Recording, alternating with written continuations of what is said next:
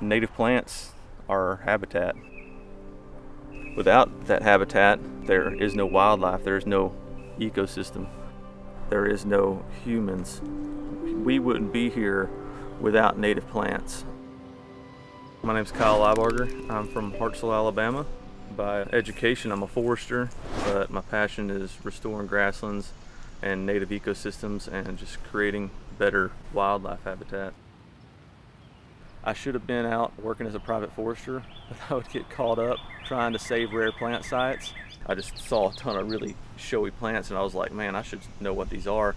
This is wild bergamot, it's already flowered. This is Porter's goldenrod, that's Osage orange, spotted St. John's wort, yellow false foxglove, clustered mountain mint, slender mountain mint, golden Alexander, white poppy mallow, leafy prairie clover. This is my favorite. This is rattlesnake master. In 2017, I couldn't name 5 native wildflowers. And here, 7 years later, I taught myself all this stuff just by being out here and observing nature. Grasslands were our dominant ecosystem in the Southeast. They're at risk because those were the first places we converted to cotton fields and agriculture in the South without the necessary disturbance that grasslands need: grazing, fire, flooding. They just disappear, they turn into forests. You blink in Alabama and it turns into a forest. We're just down the road from my place at one of my neighbor's houses, and it's just a great candidate for a prairie to restore. Our goal, I guess, would be to protect this place for the long run, educate the landowner on what they have, and from there on, hopefully this is a place they appreciate and take pride in. To be honest, I'm not like this huge outdoor person. I'm not like out camping all the time. My thing is, I own a restaurant with an outdoor patio. To me, being outdoors is really important to people, even if you live in a city.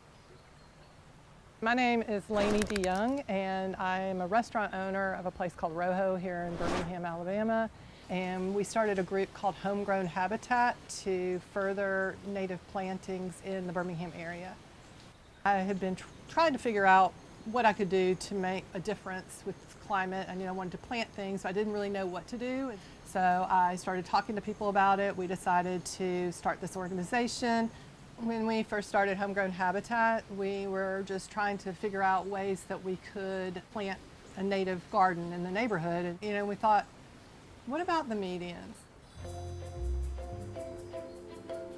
On the first day of planting, we got together on a Saturday morning and we got some support from the city to block off the streets, and we had 50 volunteers that showed up, which was really remarkable. I think a lot of times in cities, people don't have exposure to nature. There's a lot of people that don't leave the city. People that are exposed to nature, it helps really reduce your cortisol, your stress hormones, and it's great for communities to come together and grow things together. You may have heard that Alabama is known as like America's Amazon, that we have a lot of diversity, and we really need to preserve that diversity. Our biodiversity is tied so heavily to the geology, and our geology is so diverse, sometimes 20 feet is all it matters for where something occurs or not. My name is Brian Keener, and I'm a professor at the University of West Alabama. Ginseng was my gateway plant. I grew up in really rural northeast Alabama, and an older gentleman that's now deceased, he showed me one day at the general store where I grew up a ginseng plant that he had plucked from where he was growing some, and told me that you can make a lot of money digging ginseng. I was really excited about it, and I just realized I had this insatiable desire to know all the species in the forest and beyond. Someone said, hey, why don't you major in botany?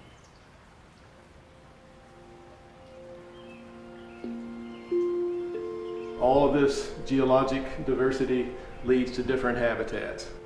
And so we have ample rainfall, we have rivers cutting through this rock, creating more vertical space. We have the mountain areas all the way down to zero elevation. All of this have contributed mightily to Alabama's biodiversity.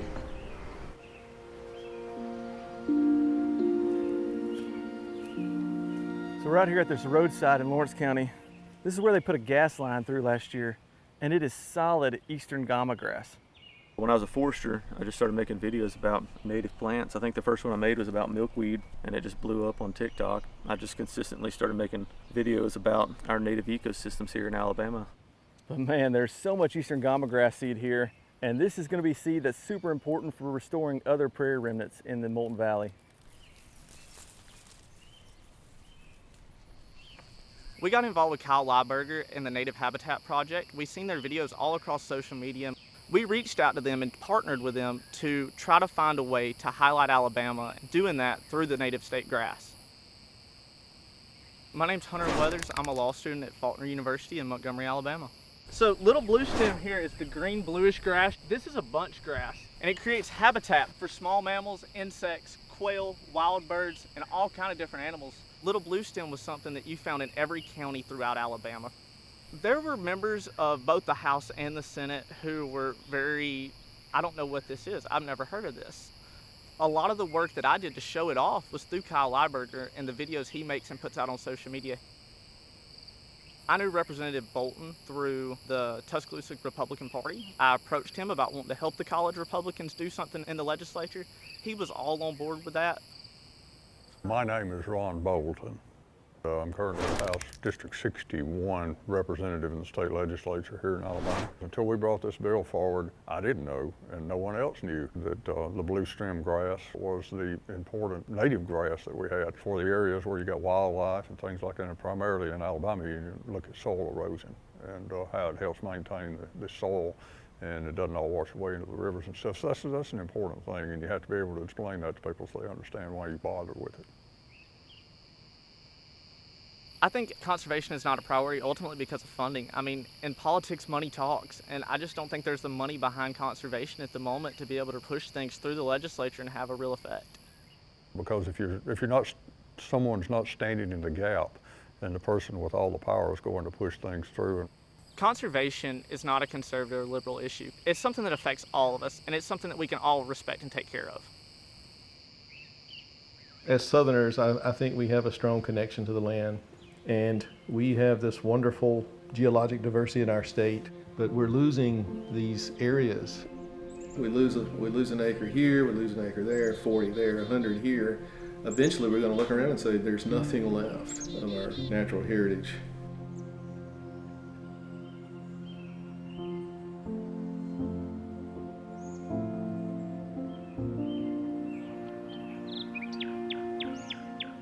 I focus on private lands mostly. I feel like that's where we can make the most difference. 93% of the state is privately owned. So the chances are, if you've got a rare plant population, it's going to be on private properties. But what's cool about this spot is you got all the post oaks and short leaves and all the savanna trees. And then you got the shrubs that are in savannas too, the hawthorn and the possum haw. And then you got all the forbs and the wildflowers and the native grasses that are supposed to be here. So it's got every component still of a savanna. My name's Wade Gullion. I live here since 1984 with my family, and we bulldozed this area out here in '95, and I'm letting it grow back up now. And he come up with a bright idea to try to introduce some natural plants here, and I thought it would be a great idea because I've always loved my trees, and to learn about them and the name of them, you know, I just thought they was oak trees and they were pretty. Yeah. But on those native plants, I really like to watch those grow, especially when there ain't nowhere else, you know. Yeah. We build houses, and all this destruction of anything that was, you know, native being put down for more houses, apartments, and, you know, the city keeps coming this way. Yeah.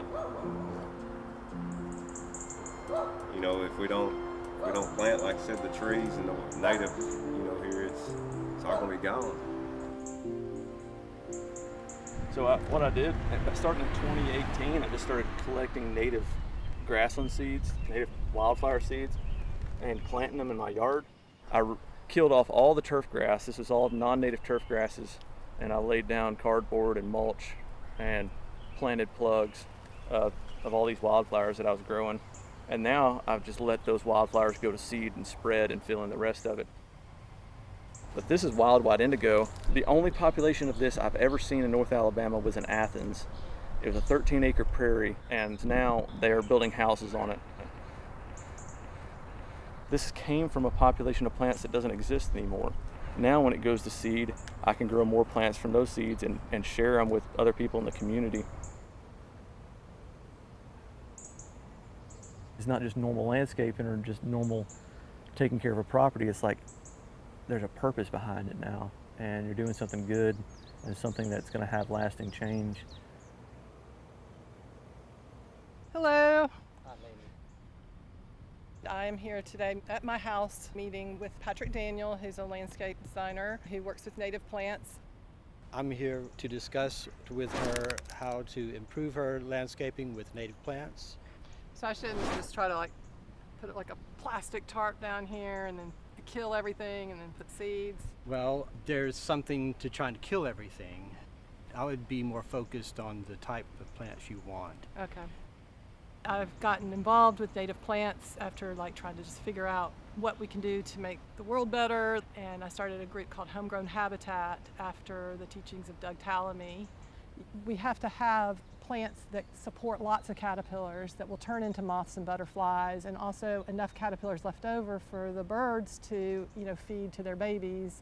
And every time we pull up something that's native and put in some other non-native plant, then we are just diminishing that whole ecosystem right there. And so if we can put that back, it's going to make a huge difference. If you're spraying chemicals in your yard, if you're not letting the leaves be on the ground, if you're not planting native plants, we're not going to have these things to pass on to our kids.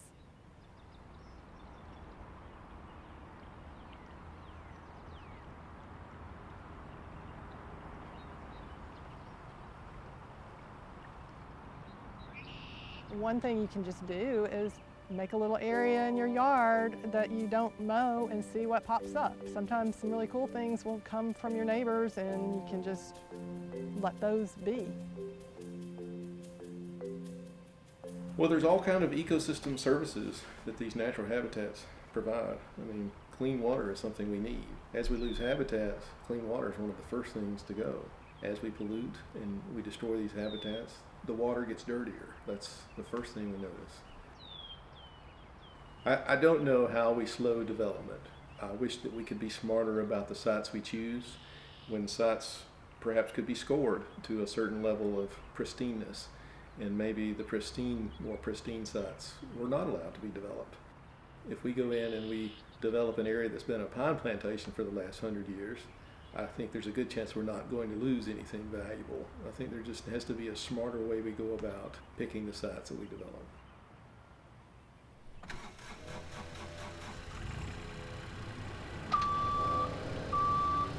So this is the first place I ever saw a wild bobwhite quail when I was a kid. This is an area I grew up on exploring. I could tell you every plant species out here. And this is a really rare ecosystem. This site had the only population of brown-headed Lespedeza in the Molten Valley.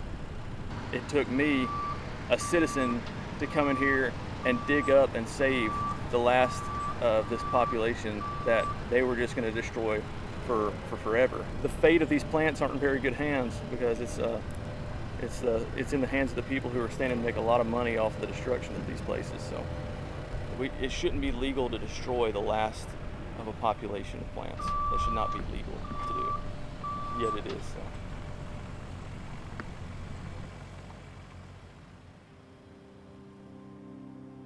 In 2017, I got married. So my dad passed away while I was on my honeymoon of a heart attack, and I came back, and I thought I was handling it real well, but I just started spending a ton of time outdoors. This when I started learning about native plants. That's when I really took a deep dive on understanding ecosystems, and I spend a lot of time walking around in these places.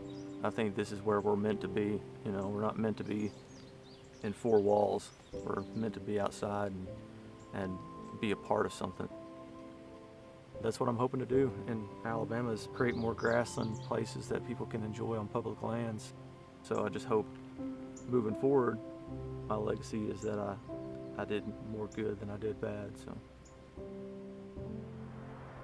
Most places now, like you go up to like First Baptist in Hartselle, it's tons of mature post oak trees, but underneath it is all just like mowed grass. Like The only thing left from that savanna that's always been there are the big trees, and everything else is gone. But this place is still, it still has every component that was here, so that's what makes this place pretty special. And then it's a good seed source for other places and a good place to reintroduce other stuff too. So I appreciate you letting us come out here. And it's pretty informative to learn about things like that and try to make them grow more. Told my family, you know, my father and my mother used to live here, and showed it to them. It's kind of prideful. The dream outcome is to conserve and protect as much land as possible, and it doesn't look like in one big win, okay? It's a constant struggle to move on and on and on. As long as we have tracts of land that have a pristine value that can be conserved, we need to work toward doing that. plants are important. Without plants, there is no wildlife. So to think that the ecosystem that needs our help the most is the one that's being ignored, that's a pretty scary feeling. Luckily, a great cure for things that are depressing is to be out in nature and see cool places, and so I just get back to it. So every time we tear up prairies and forests and put subdivisions in, we need to try to put back some of the things that we're tearing up. The exciting thing is that we can, all together in our own yards, restore these habitats. there's always going to be a mystery. We can't know it all. We can't know all the useful things about a plant. I think we can assume that if it's here and it's native, it has a purpose, and we don't have to know that purpose to appreciate that plant.